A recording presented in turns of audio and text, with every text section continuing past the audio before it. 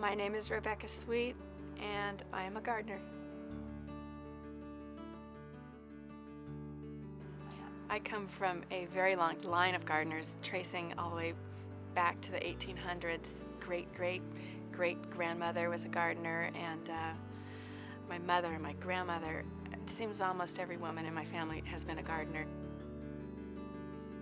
My family moved into this house in Los Altos about 35 years ago. Over the years, I would watch my mother and father work so hard, and slowly they've turned it into an amazing garden. I now call this home my own. Bought it 10 years ago with my second husband, and I've lived here for the past decade with Tom and my daughter Emily and my stepson Michael. Because I've lived here for so many years, there's everywhere I look, there's memories. Even some of the plants are still the same, and they're like old friends, and there's a lot of my parents' influence still in this garden. I have on the side of my office tools which I've rummaged around and taken from my grandfather's garage and my mother's garage over the years. These aren't things that I went out and bought at a flea market or an antique store. They're all from my past.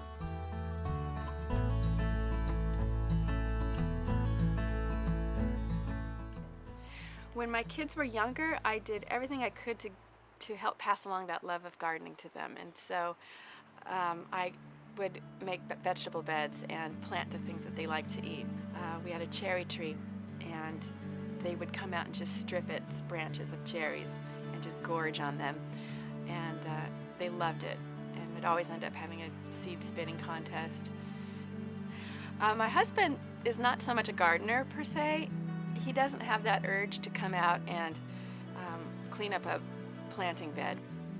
What he loves to do is build things, and so he takes over the projects in the garden and has built my aviary for my canaries for me, and has built a chicken coop for me.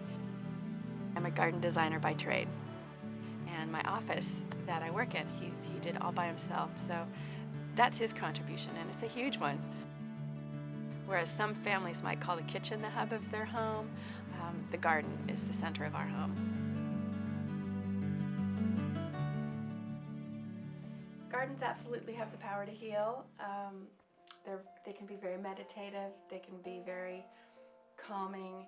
When I first moved back here, I was going through my divorce, and I had a little 3-year-old, and I moved in with my parents. And the last thing I wanted was a garden or a home or anything else to remind me of what I had just lost. And so I didn't come out into the garden at all.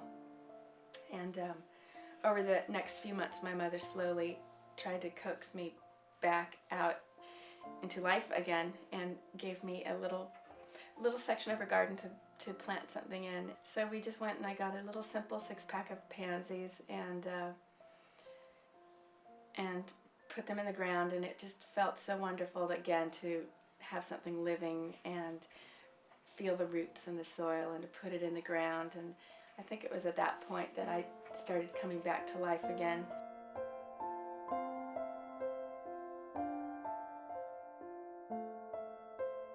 I believe all gardens have a soul. I believe actually every little plot of land has a soul. It's just waiting perhaps for the owners to breathe life into it. When I'm working with a client, my job is to work with them and have them breathe life into a garden.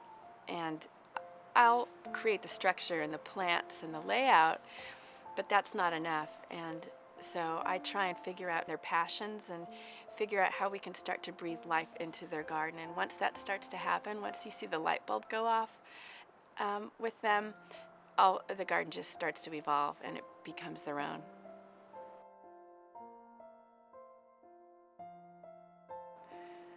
My name is Rebecca Sweet, and I am a gardener.